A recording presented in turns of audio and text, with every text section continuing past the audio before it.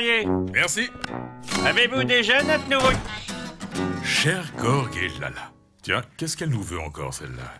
Depuis que vous m'avez fait comprendre que je n'étais plus la bienvenue chez vous. Gérardine, faut qu'on te parle.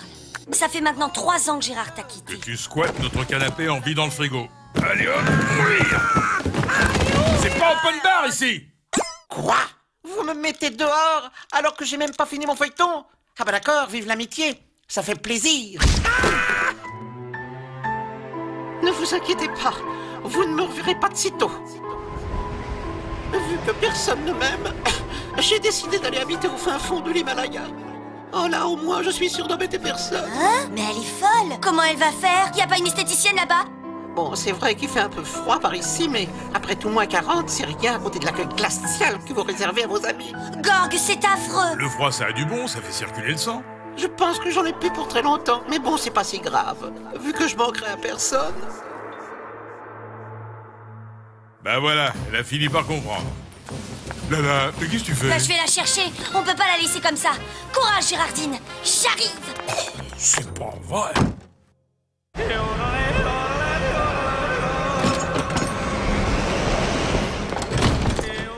Gérardine? Bah, elle est où? Bonjour, il est pour vous. Merci. Avez-vous déjà notre nouveau... Cher Gorg et Lala, bienvenue dans votre nouvelle maison. Oh, je savais que vous seriez pris de remords. À votre tour de goûter les joies de l'isolement dans le froid. Mais ne vous inquiétez pas, je m'occuperai bien de votre maison en votre absence. Post-scriptum, évitez de sortir en ce moment. Les ours sont en période de chasse. C'est occupé.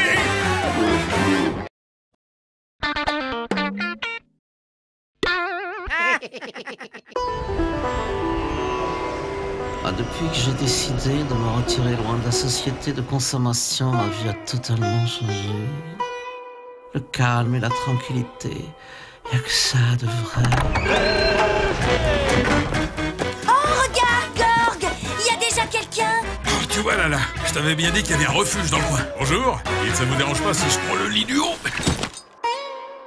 Oh. Dites, j'espère que vous ronflez pas au moins. Quoi? Ça sent le vieux bouc par ici. Jamais vous aérez? Ah! C'est mieux comme ça quand même, vous trouvez pas? Oula, attention au sac. Attention, Géraldine, défends-toi. Ah, je sens qu'on va être bien ici. C'est mieux avec la télé quand même. Allez, vas-y, Bouliche, non mais la faute là, quel tocard celui-là! Dites, ce serait possible de faire un peu moins de bruit pendant que je regarde mon match, merci. Vous voulez un peu de ma brochette de camembert au chocolat?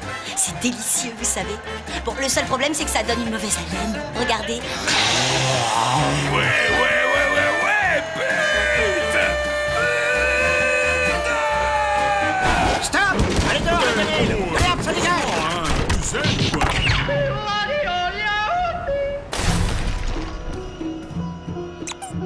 Enfin, le calme et la tranquillité sont revenus dans mon esprit. Je me sens redevenir... Historique, les amis, historique joli. Ça boniche, il a de l'or dans les pieds. Ah, belle reprise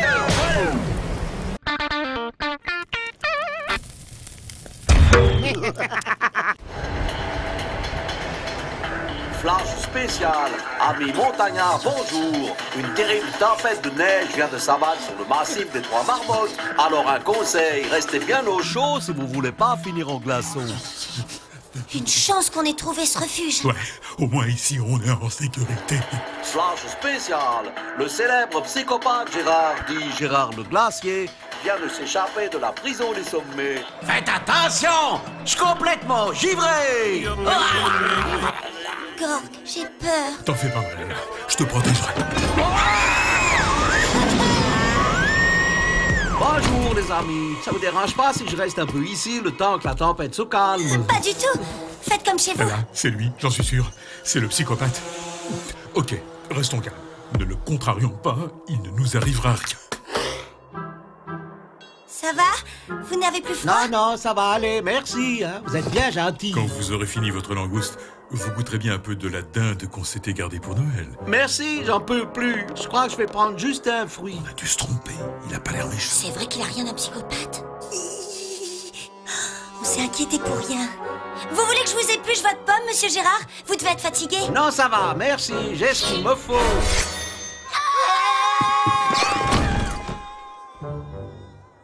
Mais qu'est-ce qu'ils ont? Flash spécial, bavure à la prison des sommets. Le psychopathe Gérard le Glacier ne s'était en fait pas du tout évadé de sa cellule. Ah ouais, j'étais coincé dans les toilettes.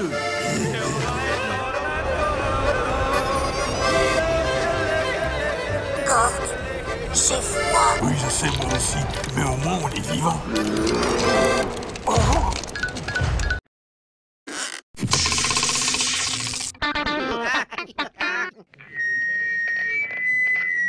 Bonjour. Dans le cadre de notre conférence sur les monstres mythologiques, aujourd'hui, je vais vous parler d'un cas très intéressant, les Yétis. Tout à fait. Les Yétis, plus connus sous le nom de l'abominable homme des neiges, vit dans les hautes montagnes de l'Himalaya. Envoyez les diapos, s'il vous plaît. Et voilà. Très drôle. Comme vous pouvez le voir, le Yéti est assez discret. Là, on voit pas grand-chose, en fait. Oui, ben ça va, une seconde, hein.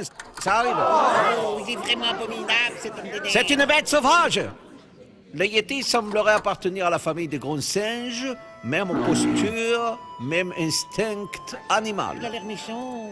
Seulement quand il est contrarié par la peur, le froid, le faim. Car le Yéti est très vorace et a besoin d'engloutir 15 à 20 kilos de nourriture par jour.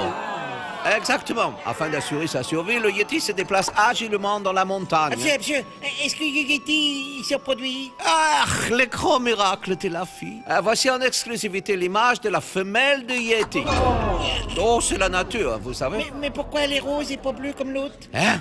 Mais comment ça, Rose? Ah! Quoi? Mais qu'est-ce que... J'ai dû me tromper dans la diapositive. Ah, Gérard, t'es là? T'aurais pas vu mes photos de vacances à la montagne? Comment ça, les photos de vacances? Oh, le Yéti, faites quelque chose, il est vraiment Mais abominable. c'est là, ça!